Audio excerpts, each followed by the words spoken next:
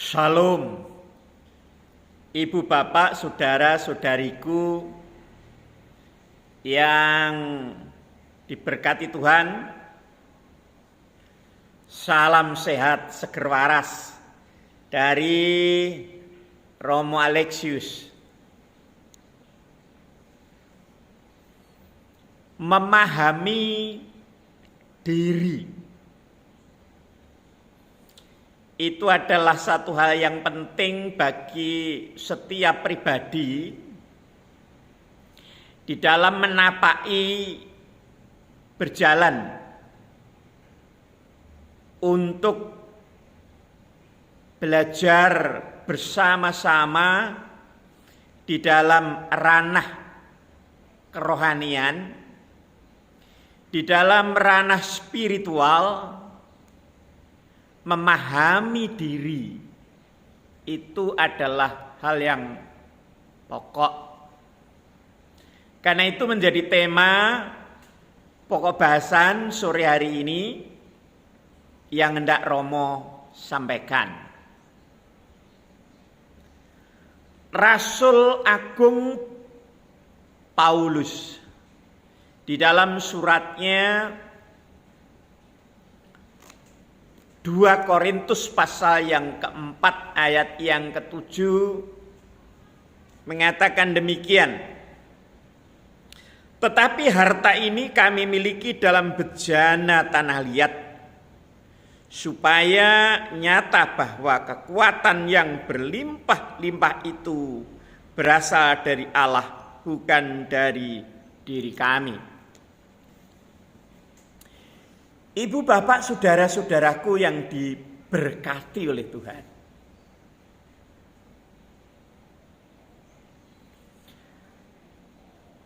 Manusia itu adalah bejana tanah liat. Itu yang disampaikan oleh Rasul Paulus. Mengapa manusia itu sebagai bejana tanah liat? Apa itu bejana tanah liat? Bejana itu adalah jenis peralatan yang dibuat dari tanah. Misalnya kendi, misalnya gentong, misalnya cangkir, dan lain-lain yang terbuat dari tanah oleh ahli gerabah. Dari tanah itulah dibentuk, dibuat menjadi satu bejana yang sangat indah. Akhirnya bejana itu dapat digunakan dan dinikmati. Saudara-saudara, manusia itu memang secara fisik bahannya itu dari debu tanah. Karena itu Rasul Paulus mengatakan sebagai tanah liat. Walaupun itu bahannya dari tanah, tetapi dengan hembusan napas Allah, dihembusi oleh Roh Kudus itu sendiri, terciptalah rohnya manusia, sehingga manusia itu menjadi hidup.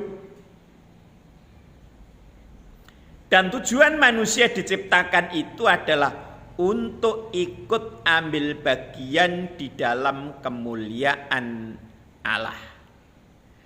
Karena itulah debu tanah tetapi dibentuk oleh Allah untuk menjadi mulia, untuk menjadi indah, untuk menikmati satu kemuliaan Allah bersama-sama dengan Allah. Oleh karena itu Rasul Paulus mengibaratkan bahwa manusia itu seperti bejana dari tanah liat. Saudaraku yang berbahagia, pada saat tukang gerabah itu membuat bejana, sungguh saudara, seandainya tanah liat itu bisa berteriak, pasti akan berteriak. Karena akan diinjek-injek, akan dibuat supaya tanah itu menjadi lumer dan bisa dibentuk sampai menjadi sebuah bejana yang indah itu. Jikalau tanah itu bisa berteriak, pasti berteriak. Belum lagi jikalau prosesnya itu sampai kepada pembakaran, saudara. Sebelum menjadi bejana yang indah itu, gerabah itu akan dibakar. Supaya matang dan akhirnya itu menjadi satu bejana yang indah. Ini adalah gambaran bagi manusia, ibu bapak saudara, bahwa untuk mencapai satu kemuliaan bersama Allah,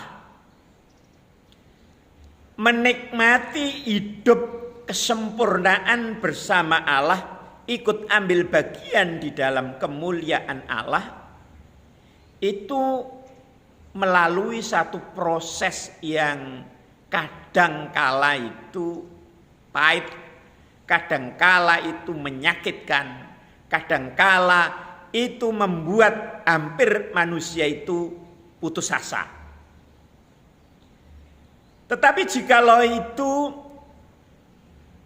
ujian yang datang dari Allah, itu bukan ujian yang mau menghancurkan manusia, tetapi melalui ujian-ujian itu agar manusia semakin meningkat spiritualitasnya dan semakin naik kelas, sehingga batinnya bisa dibersihkan, batinnya bisa disucikan oleh Roh Kudus, dan Roh Kudus berkenan tinggal di dalam inti batin yang paling dalam di dalam diri manusia itu melalui satu proses yang kadang sakit. Karena itu imbauan bagi saudara-saudariku yang sedang belajar menapaki dunia spiritual. Tebusannya itu tidak ringan.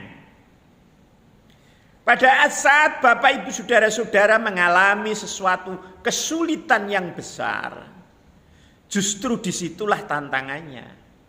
Justru disitulah rahmat Allah akan mengalir yang lebih banyak lagi, tetapi melalui satu ujian yang cukup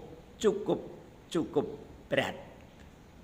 Karena itu yang sudah bersiap sedia untuk belajar kerohanian, belajar spiritual, maka harus menyiapkan hatinya jikalau Allah memberikan ujiannya kepada kita. Harus siap mengucap syukur, terima kasih dalam segala hal, karena disitulah letak kita ini diuji. Mari saudara-saudaraku mengenali diri. Supaya apa? Supaya di dalam menapaki hal yang rohani kita dapat lulus. Kiranya Tuhan beserta kita. Shalom. Haleluya. Rahayu, rahayu, rahayu. Amin.